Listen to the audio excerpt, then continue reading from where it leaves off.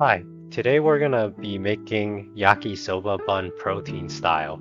I decided to try cooking this because I was pretty tired of eating chicken breast all the time just straight, and I wanted to try out something new. I had some soba in my pantry, so I decided to go with that.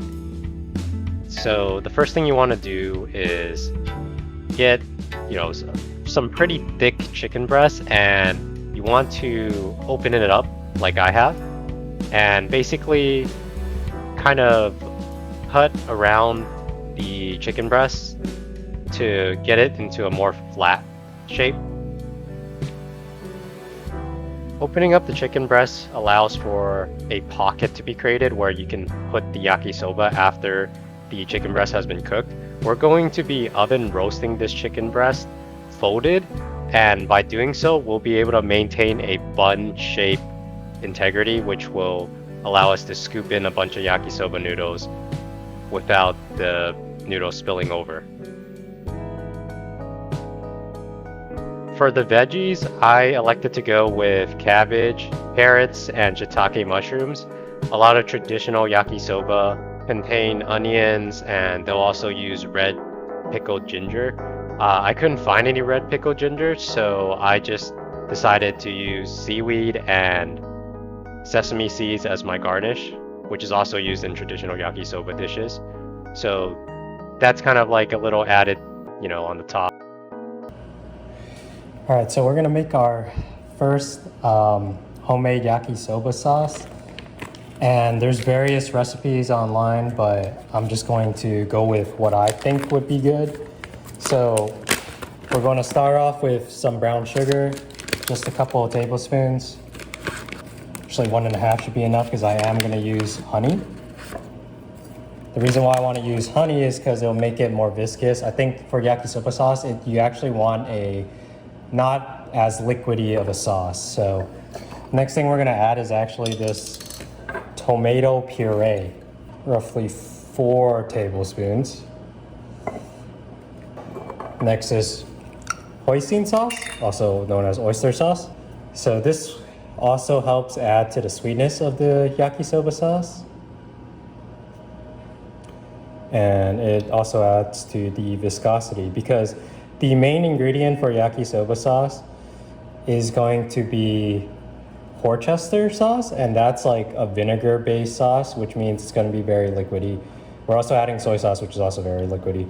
So we don't want like the sauce to be liquidy because when you're stir frying, you actually don't want a liquidy sauce that will kind of make your noodles, your stir fry noodles, into a noodle soup, So that's very important to keep in mind.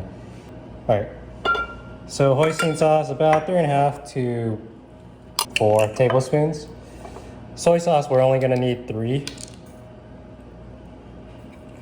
tablespoons. This is the tamari soy sauce, so it's like a little more concentrated in terms of soy. Then we're gonna add a little bit of honey, just for some extra sweetness and viscosity. So just 1 tablespoon is good enough because we have that brown sugar. So I'm going for a less sweet, more savory sauce, that's why I don't need that much. And finally, we're gonna use Worcester sauce. The ideal Worcester sauce is actually a Japanese bulldog Worcester sauce, but I couldn't find that at the supermarket that I go to, so tough luck for me. But we're gonna add like a 1/4 cup, which would be roughly, we might add a little more than this actually, but let's see. We'll mix it up after a 1/4 cup and see how much that is. More. Okay.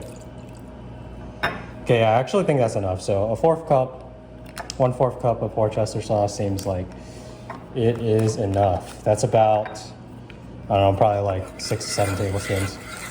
So you can see this is a rather viscous sauce. And what we're gonna do now is we're gonna put it on the stove and get it to a shimmer.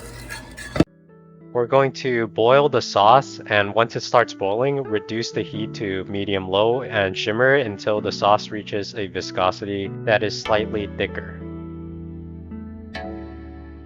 Once the sauce is done, generously apply the sauce to the chicken breast. Make sure you get every corner and get the insides too.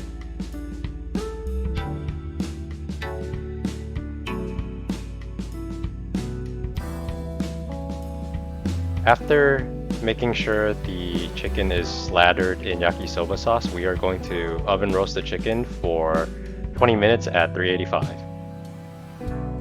We want to cook our soba al dente for about a couple minutes. And after the soba has been boiling for a couple minutes, you want to dunk it in cold water to kill the heat and stop the cooking process. The stir frying process is pretty simple. We start off by stir frying our veggies first in a bit of cooking oil. Then we're going to add the shredded chicken that we scraped off the chicken breast, and we're going to add the soba and a little bit of sesame oil. Once the soba is added, we also want to add our yakisoba sauce so that we can start getting the flavor to seep into the stir fry. I've also added a little bit of sesame seeds towards the end, and continue stir frying until the noodles are a little bit burnt and crispy.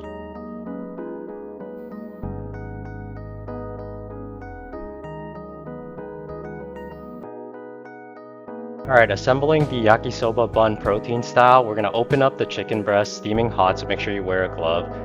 Load it up with a fuck ton of yakisoba noodles.